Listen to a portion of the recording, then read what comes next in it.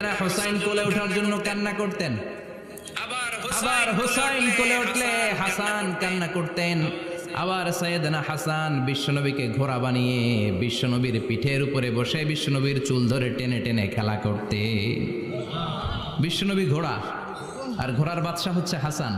সুবহানাল্লাহ পড়বেন না? কি খুনসুটি, কি সম্পর্ক!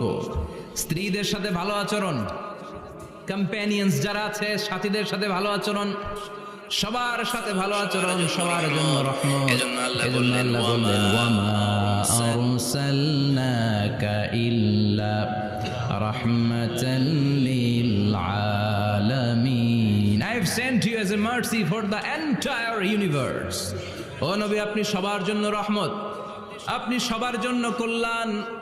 আপনার মধ্যে রহমতের বাড়িধারা এত বেশি, আপনি হ্যাঁ বললে শরীয়তের হুকুম হালাল হয়ে যায়, আপনি না বললে শরীয়ত